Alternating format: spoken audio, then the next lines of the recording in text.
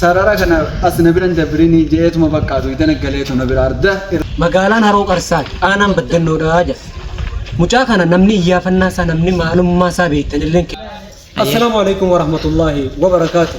وبنيجي كي يقعد في الجاري أرانتنا حاجة فردي إبن فردي ثقافة سنتين إبن فردي تونس نما يمكن من ما نبغى إرجعنا مرة كذا أصبح إذا دنيا رتي أمومية دنيا مرة كذا إلمنا ما جراجي أكا إني بكنا ما جه أكا نما تقول وبنيجي سكين يتكانو جنة تربيتان كنا أروان قديسي جالا كرارة جينيتو maal gaddisiisaa jettan abbaan isaa obboleessa keenya mucaa xiqqaa abbaan isaa gaara mul'ata irraa abbaan kiyya fuudhee na fidee diridhaa ganda aliyyii keessatti akkuma anan ispaaltii irra dhaabbachuu jiruun na jala hin dabrinii jee na biraa fiigee jee nutti mee isaas sagalee kana waliin akka isarraayis mee akkamis biraa deemee jennee isaas akkuma waliin dhageenyu ta'a mee akkamis biraa deemee abbaan kan kee sagaleen ta'u kaasu.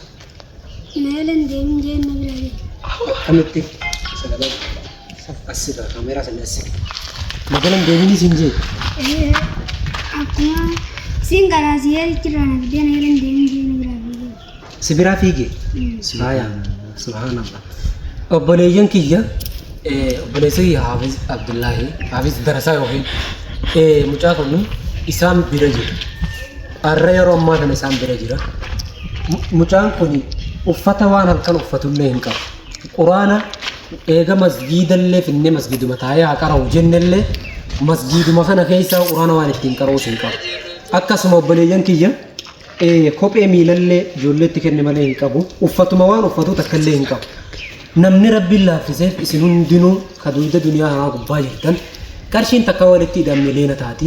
Oromoon arraan tana miliyoonaan lakkaa'amti. Sheer godhaa wal biraan gayaadha. Miliyoona miti osoo arraan tana waan uffatuu fi quraana ittiin qaru goonee fi waan guddaa goonee fi jeetii yaada. Mucaa kana mee Haafiz akkuma madura qorattan iddoon inni itti dhalate eessa isiniin jira? Assalamu alaikum warahmatullahi wabarakatuh. Obboleeyyan kiyya waan ajaa'ibaati waan nama gaddisiisullee waan nama ajaa'ibsiisulleedha.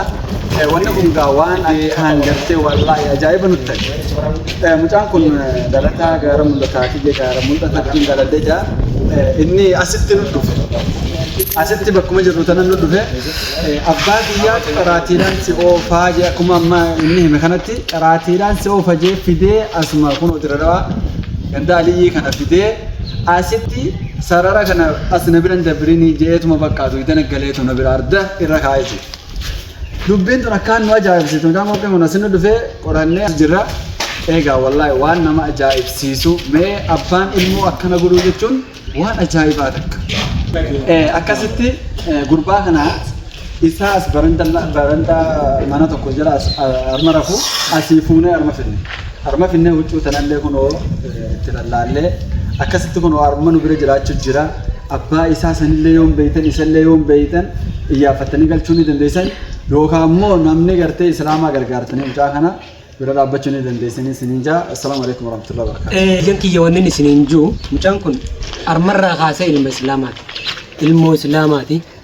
Uffata kanallee ijoolleen asuma ijoollee garasoota tajaajilaa kanarraa fuutee ijoolleen itti nayitu. Isin mucaa ganti dhalata bakki dhaloota kan keenya argaa kan keessa aanaa kan keessa. Haroo qarsaa. Gaara mul'ata haroo qarsaati. Magaalaan haroo qarsaa jedhani magaalaan haroo qarsaati aanaan baddannoodhaa jedha. Mucaa kana namni iyyaafannaa isaa namni maalummaa isaa beektanillee keessaan nu dubbiftan. Ammoo kanarraa obboleessa kiyya asuma Haafiz Darasaa bira mucaan kun akkuma jiraatu asumatti isa bira quba qabaanna. Nu hundinuu namni ni gargaaraa jettan marti keessanuu kan qarshii takkallee taatu gargaaruu dandeessan. Akkaanti asin jala isin keenyu tana warri eebirrii fayyadamtan akka biyya keessa jirtanis eebirrii asin jala isin keenyu tana irratti mucaa kana gargaaruu ni dandeessanii isin jenna. Ay rakkoo